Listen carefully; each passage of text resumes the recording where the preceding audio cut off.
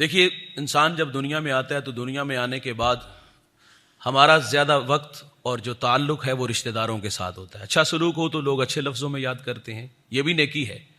لیکن دوست رشتہ داری نبھاتے تو کم ہے لیکن اذیت اور دکھ زیادہ دیتے ہیں.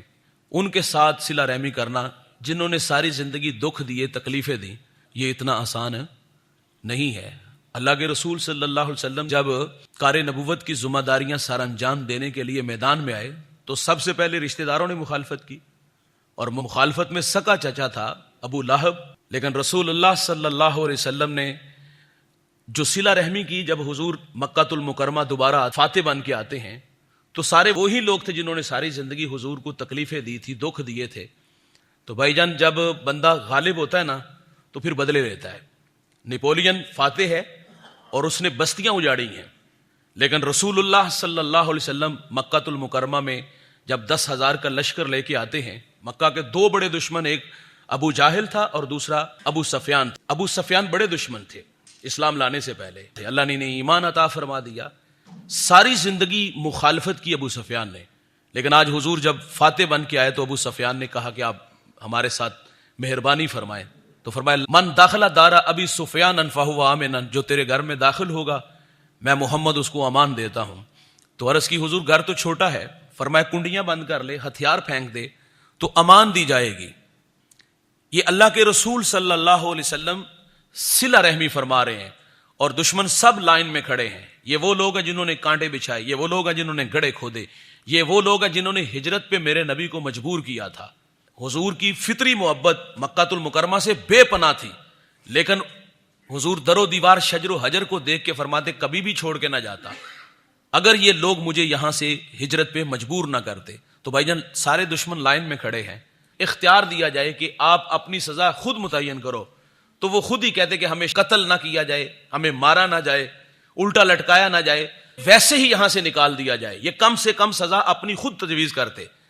لیکن جب حضور فرماتے میں محمد سے کیا توقع رکھتے ہو، سنیے گا ان لوگوں کے لفظ ہیں. وہ کہتے ہیں کہ آپ شریف باپ کے شریف بیٹے ہیں، ہم آپ سے معذرت کی ہی توقع رکھتے ہیں. لا تثریب علیکم الیوم، فرمایا آج کے دن کوئی مواخذہ نہیں، تم سے وہی کہوں گا جو میرے بھائی یوسف نے اپنے بھائیوں سے کہا تھا. فرمایا جاؤ میں محمد تم سب کو معاف فرماتا ہوں. تو میرے نبی تو صلہ رحمی فرماتے ہیں یار، رشتہ داروں کو معاف کر دیتے ہیں. تو ہماری طبیعتوں میں درگزر ہے، میں معذرت سے کہوں گا، ہم بدلہ لینے اور انتقام والی اپنے اندر مزاج رکھتے ہیں. ہمیں زندگی میں کبھی کسی نے کسی موڑ پہ تکلیف دکھ دیے ہو نا، رشتہ دار ایسی کرتے، جب دولت ہو نا تو اس وقت یہ بونے نظر آتے ہیں رشتہ دار. سگا بھائی بھی بونا نظر آتا ہے، بہن کا بھی قد چھوٹا نظر آتا ہے. ظاہر ہے یار کڑن تو ہوتی نا، اولاد نے اپنی آنکھوں کے سامنے اپنے باپ کو چچاؤں سے اپنے تائے سے ذلیل ہوتے دیکھا تھا، تو پھر محنت کر کے جب اوپر آئے، معیشت مضبوط ہوئی تو پھر بدلے ہم بھی گن گن کے لیتے. بعض کا اوپر بندہ چلا جاتا، کچھ لوگ نیچے آ جاتے ہیں. تو بھائی جان پھر جو مجبور رشتہ دار، اور وہ رشتہ دار ناراض بھی ہیں، اور وہ رشتہ دار جنہوں نے ساری زندگی دکھ دیے ہیں، انہیں معاف کرنا آسان ہے؟ یہ کام ہے بڑا مشکل. تو صلہ رحمی کرنا یہ بہت بڑا عمل ہے. حضور سے عرض کیا گیا کہ حضور بہترین صدقہ کون سا ہے؟ تو حضور فرماتے ہیں اپنے ناراض رشتہ دار، وہ ناراض رشتہ دار مجبور ہوں، ان پر خرچ کرنا یہ بہترین صدقہ ہے.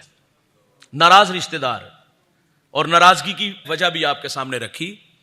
انہوں نے ساری زندگی ہماری زندگی عذاب بنائی رکھی تھی، ہمیں کئی دفعہ نظر انداز کیا، کئی دفعہ ہماری عزت نفس مجروح کی. کر دیتے ہیں یار، پرواہ بھی نہیں کرتے.